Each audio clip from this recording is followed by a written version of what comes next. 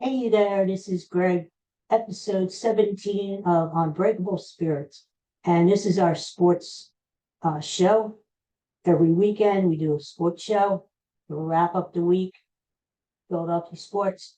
And look who's with me, the best sport herself, Katie. She hasn't appeared on the show since episode 1. But here she is back again. Katie, look at everyone. Say hello. Say hello, Katie. There she is. So let's get right to it. Big day today. Sixers start their playoff run against the Nets. Now, as I said last week, I think the Sixers will beat the Nets. If the Nets win a game, they'll be lucky.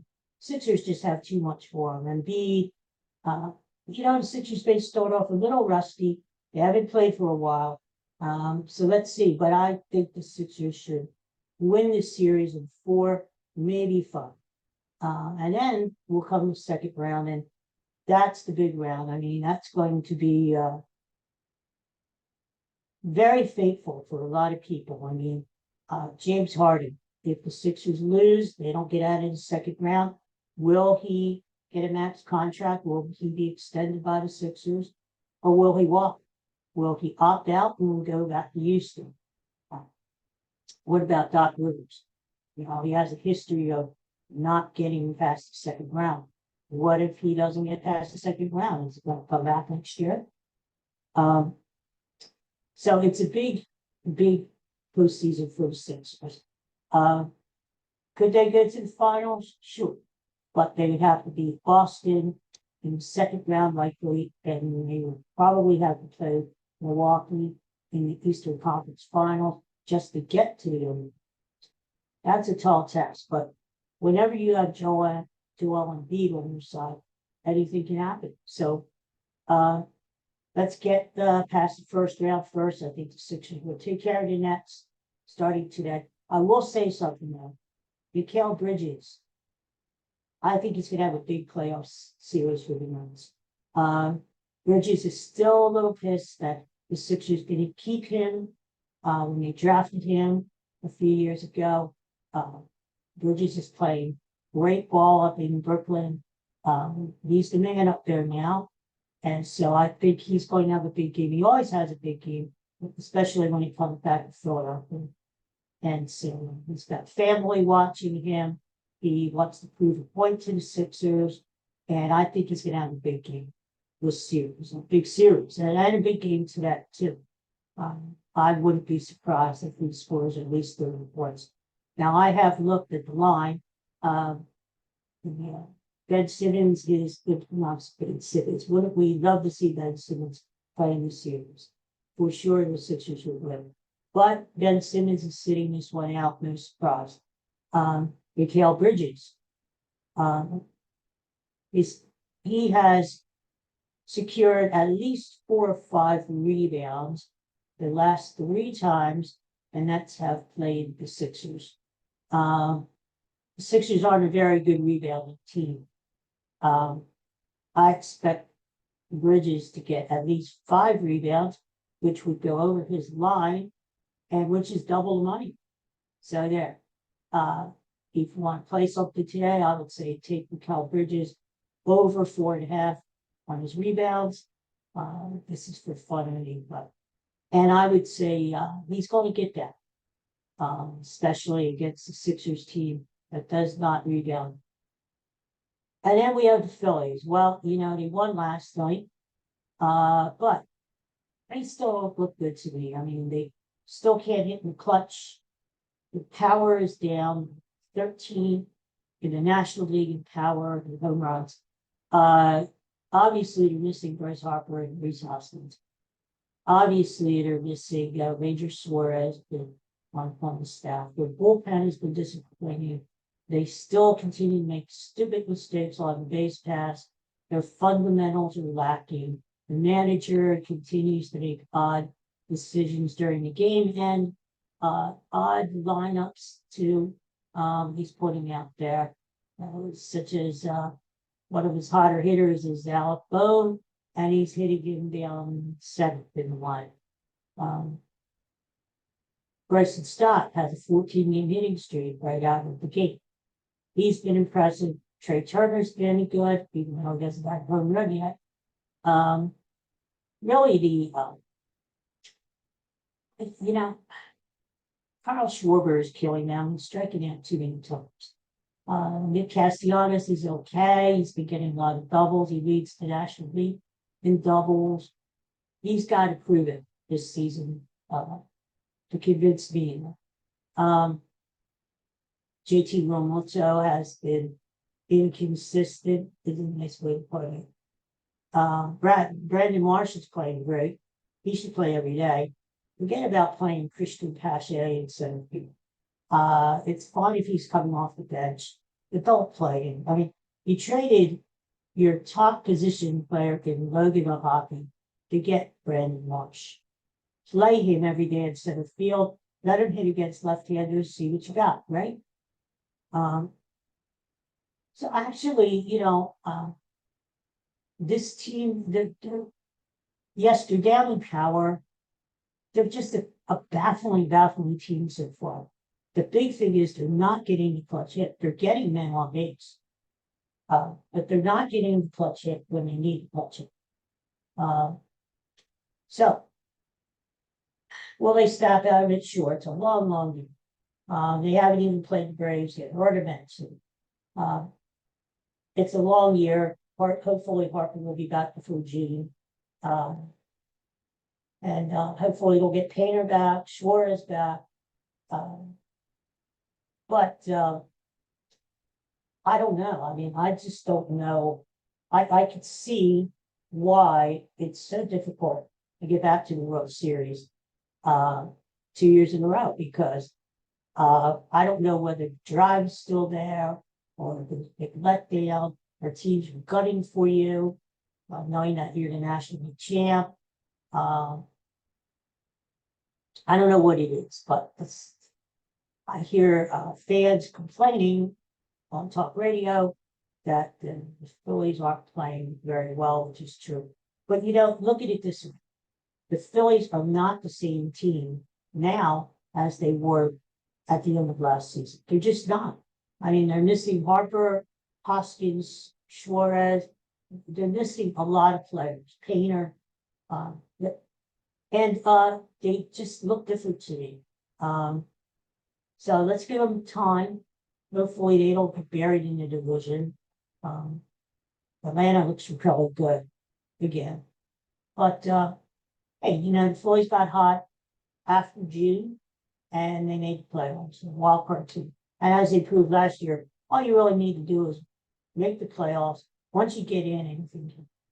So let's give the Phillies a little time and see what happens.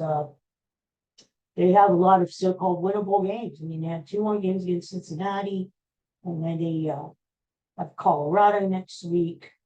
And these are games against lower teams in the league, but they should be winning. I mean, they play the Chicago White Sox in Chicago next week. They're not a very good team so far. The Rockies aren't a very good team. But it seems like the Phillies are playing down through the competition. Or maybe the Phillies are just not a good team, right? We're going to find out. But let's give the Phillies a little time. When Harper gets back and they're still playing crap, well, then we could say the Phillies just aren't a good team.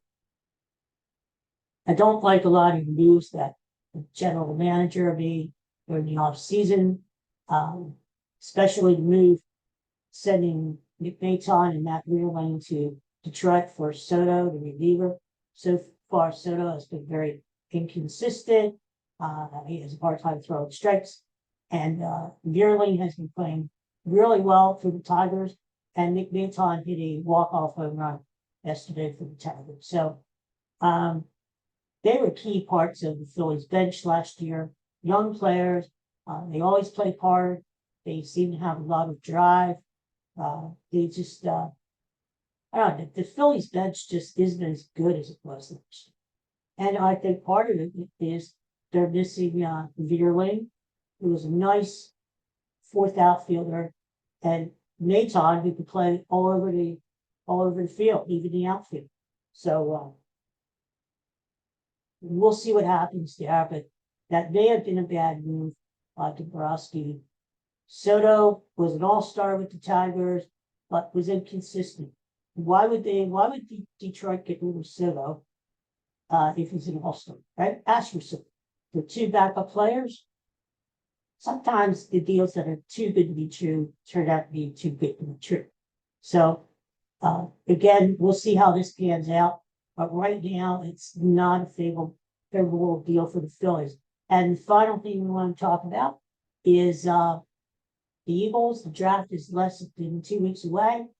And there's still that talk about taking Bijan Robinson, running back from Texas, at number 10.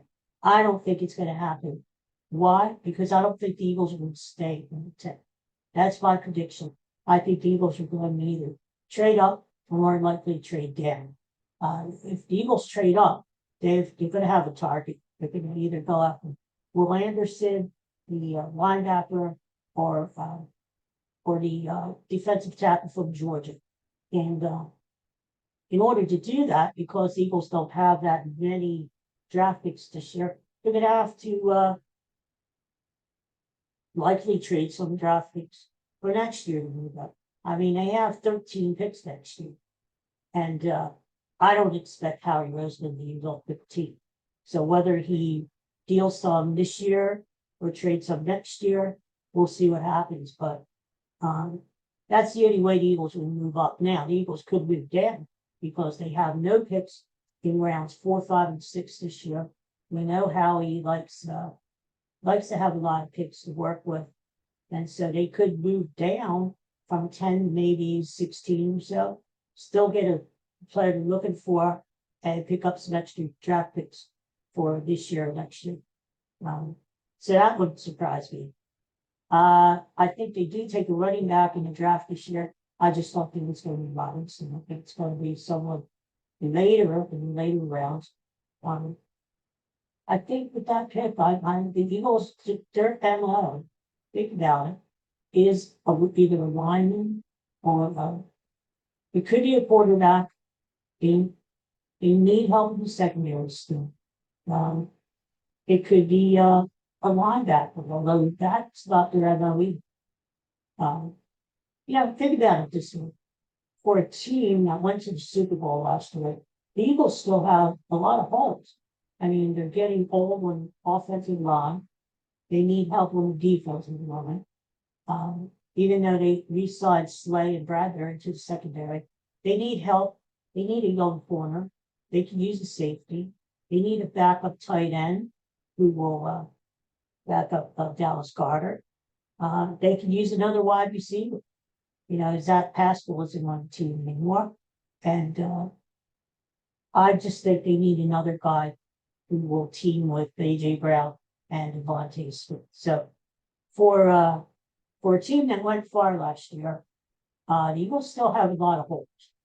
And they're not going to fill them all in one pick. So that's why I think my judgment is the Eagles are going to trade deal. They're going to get extra picks this year. They're going to try to fill in some holes. And then with the 13 picks they have next year, they're going to, fill out some more holes next year. That's my feeling. That's what they're going to do. So the Flyers are done. Thank God. Mercifully, they're done. Let's see what they do this summer. I think there's going to be a lot of big changes. I think Danny Briere is going to make some big changes with the club. God knows that they need changes. First of all, they need to weed out a lot of guys who aren't playing very hard or who really don't care. There at the end of the year, there was a lot of talk about a lot of players in that locker room being relatively kicked. We won't try their hardest. And that's done. We have to weed some of those guys out and get a good core group again. A couple interesting things I wanted to mention in sports that happened this week. I don't know whether you saw the thing down in Texas there. Bobby Witt Jr., he's a shortstop for Kansas City Royals. Good player, really, really good player. His father, Bobby Witt Sr., was a There's a really good picture from the Texas Rangers, and he was watching his kid play when the Royals were in Texas this week. And the dad was in one of the suites watching, and his son was up to bat. And wouldn't you know it, his son hits a foul ball, and his dad, of all people, catches it. So what are the odds of that, right? Then another freaky thing happened was, I don't know if you guys watched the show Abbott Elementary. Funny show set in Philadelphia. Well, one of the characters on the show is a big Baltimore Orioles fan. And he was lamenting that he missed a game that that day, and he missed Adley Rushman, the Stone Star catcher, hitting a walk-off home run, which he had never done before. Now, this is in the TV show. Right? The very next day, what happens?